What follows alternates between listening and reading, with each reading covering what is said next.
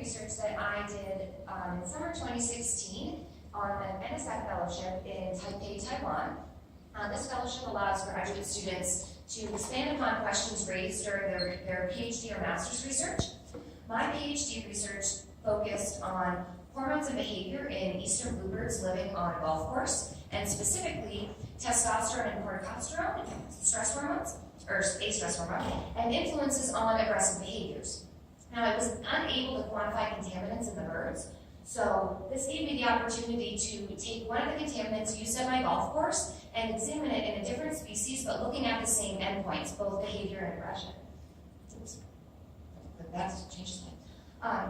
So I chose to use the mangrove killifish, which is a simultaneous hermaphrodite. So both males and, hermaphrodites have testes and ovaries, and in their bodies they undergo meiosis, and then they mitotically reproduce here. So it's sort of like excessive inbreeding. There's a little bit of genetic variation, but not an aggressive amount. Additionally, in this species, they exhibit environmental sex determination. So at lower temperatures, early in life, this stalls ovarian development and results in primary males, so males that only have testes. These hermaphrodites can then function as females in the presence of these primary males and reproduce sexually.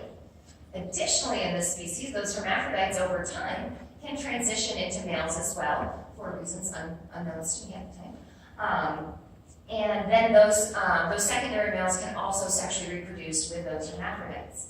This species is of interest because they actually serve as a sentinel species in mangrove forests. Many mangrove forests are located proximally to urban areas and receive high levels of runoff of pesticides and other types of contaminants. And these fish live in stagnant pools of water. So they're going to be essentially marinating in some of these contaminants. What really interested me in the hermaphrodites was the specific study showing that exposure to octylphenol, estradiol, and tamoxifen elevated expression of gonadotropin genes in the brain and pituitary of hermaphrodites, but not secondary males. And so that's why I decided to investigate the hermaphrodites a little bit further. In this species, contest dynamics related to aggressive behavior have been really well studied. And these are environmentally relevant behaviors crucial to survival in the wild. Body size and endocrine state are highly influential to contest outcome. And for example, after a victorious contest, there's an increase that's associated with higher pre-contest testosterone and lower pre-contest cortisol in larger individuals. Cortisol being a stress hormone, so if you're a larger killifish and you just want to fight, you're a little less stressed out. Additionally, in this species, boldness and exploration increase with increasing aggression and positively correlate with pre-contest testosterone. And aggression and boldness also increase with increasing aggression and positively correlate with pre-contest cortisol. Now, these contests are two fish in a lab fighting in a tank. My contaminant of choice was 2,4-D. Ideally, I wanted to use a mixture of pesticides, but due to logistical and financial constraints, I was only able to get 2,4-D. And if that sounds familiar to you, it should. It's a component of Agent Orange. And this works, it works in an auxin-like way and alters the plasticity of cell walls, eventually increasing ethylene production and leading to uncontrollable growth and uncontrollable and unsustainable growth. For my experimental design, I selected fish primarily for age and body size. I had a number of different strains that I was able to choose from in the lab, and I selected 3 strains specifically, 2 specifically because they were prolific reproducers, and one, the strain VOL, did not display any reproduction in the lab. And so I thought that might be also very interesting to watch and, monitor long-term in terms of long-term impacts. So, again, taking into account that this is a small pilot study that was done in a very short period of time, I ended up with 14 control fish, 16 low dose and 16 high dose, randomly sorted those strains and doses into 2 replicates that were run within 5 days of one another. I first started out with hormone extraction prior to chemical exposure, and then I also extracted hormones post-chemical exposure. However, results are pending analyses and funding for those analyses. So we will be just focusing on behavior here, which is the crux of this session anyways. Aggression, the aggression tests that I performed for this species are called a mirror test, or mirror tests, I should say.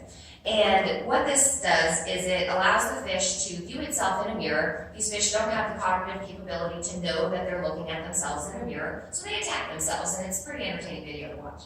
But the setup here, we have this little pulley system rig. You can kind of see this line here, and these little clips hold this barrier in place. The fish are placed in these tanks overnight to acclimate, and then the next day, the experimenter is standing behind a line, and then we can pull up that little barrier and then allow the fish to see itself in the mirror, and we have cameras set up that then record the behavior for 30 minutes. And this has been established as a really good way to assay baseline aggression in this species. So I ran into some interesting logistical difficulties in terms of dosing the fish with 2,4-D, because the majority of studies examining 2,4-D in other fish were in freshwater species, and 2,4-D is soluble in freshwater. However, the mangrove killifish lives in brackish water, so 2,4-D is not soluble in salinated water. As a result, I needed to use ethanol as a solvent, and ethanol is used in this lab frequently because it doesn't have, hasn't been shown to have impacts on the fish behaviorally.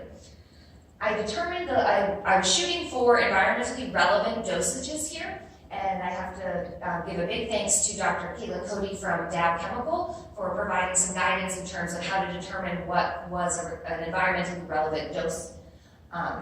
So what I ended up doing was adding the same volume of liquid to each tank for a period of 9 days. The 9 days was mildly arbitrary and sort of hinged by logistics. But I wanted a longer period of exposure. A lot of the work that was done in freshwater fish are 96-hour exposures, and ideally in the wild, or not ideally, but in the wild, you're not only exposed to contaminants for 96 hours, you're exposed to them all the time.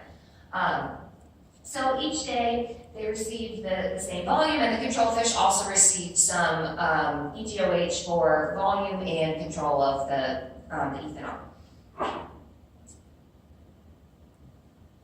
So, results. I used AIC model selection to predict the pre and post exposure aggression.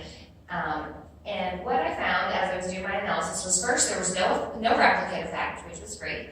Granted, I only had 2 replicates, so take that with a grain of salt as well.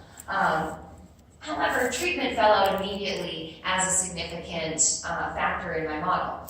I then started through body length as a covariate, and that strengthened that relationship. However, in the process of continuing to analyze the data, I found that there were significant differences between the genetic strains in terms of their body length. So that VOL strain tended to be a little bit longer and a little bit hardier. So I standardized for genetic strain or body length for genetic strain, and then that gave me a much stronger predictor and significant model, and was well able to predict post-exposure aggression in the high-dose group. So the metric I'm using here was total aggression, which was the total number of attacks after 10 minutes. And this graph on the left here shows pre-exposure aggression, and treatment groups are the controls in the light green and the high-dose group is in this dark green, and these are box plots here. So this black line in the middle are these are the means. And you can see pre-exposure, their baseline aggression is pretty similar. Then we take a look over here to post-exposure 9 days later, and our means are significantly different. Our high-dose group had a significant reduction in baseline aggression in comparison to both the low-dose group and the control group. What was also interesting is, as body length ended up being a strong predictor here, I thought it would be interesting to plot this data. So this graph here shows pre-exposure aggression plotted against body length standardized for genetic strain, and I'd like to draw your attention here to these green filled-in dots. Those are the individuals in the high-dose group. This graph here, you can see it's a pretty spurious correlation, not a whole lot going on. Post-exposure, we see a little bit more of a trend. Again, sample sizes are really small here, and take that into consideration, but you can definitively see that there's a positive trend here with fish with larger body lengths actually attacking more. What's interesting about this is if we go back to this graph here, our overall result is a reduced baseline aggression. So what this graph here shows is that overall baseline aggression was reduced. But in those fish where baseline aggression was reduced, if they had a larger body size, they attacked themselves more in the mirror, and that was not the case pre-exposure. And I found that a very, very interesting result. So, brief discussion here, because as with many pilot studies, you raise more questions than answers.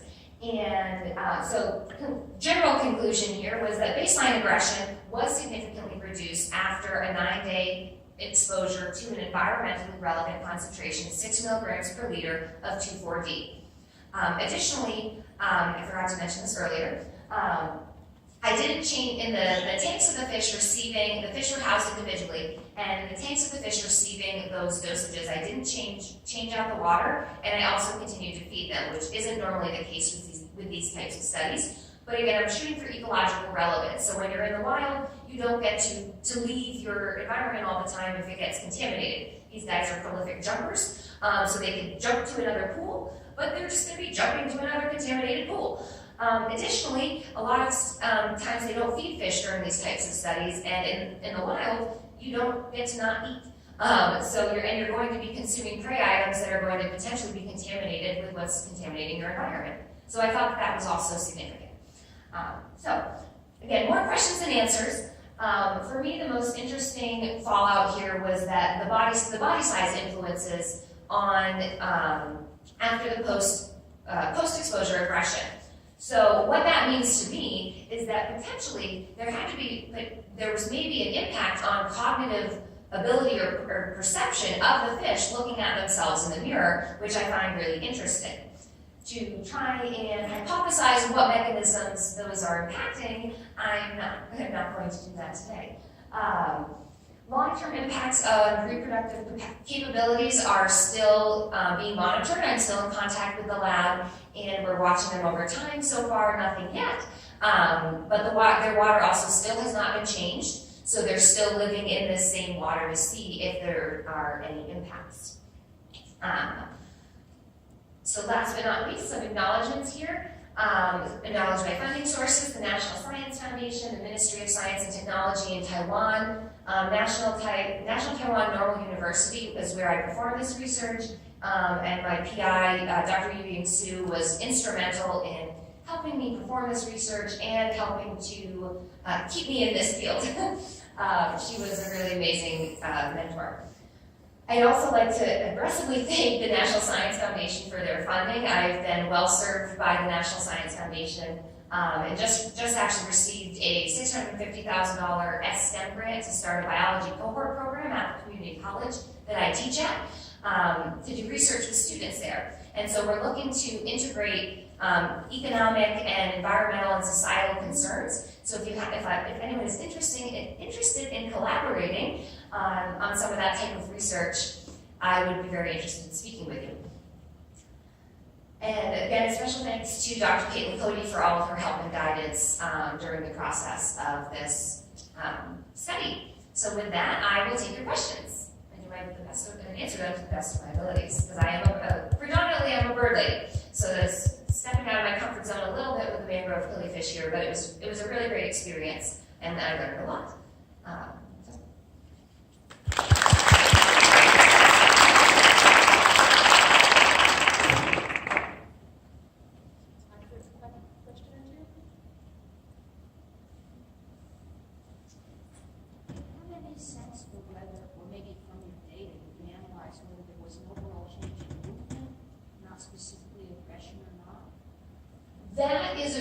That potentially, yes. So I looked at, there was a number of different behaviors that I looked at. They have different types of displays, and then they had, one type of display was their movement towards themselves in the mirror. And so there were some some results there. They weren't as intriguing as some of this, but and I still have a lot more analyses to do. But yes, there is potential to look at that movement, their first movement towards themselves in the mirror, and potentially I have all of the video and could look at general movement overall to see if activity level essentially was impacted.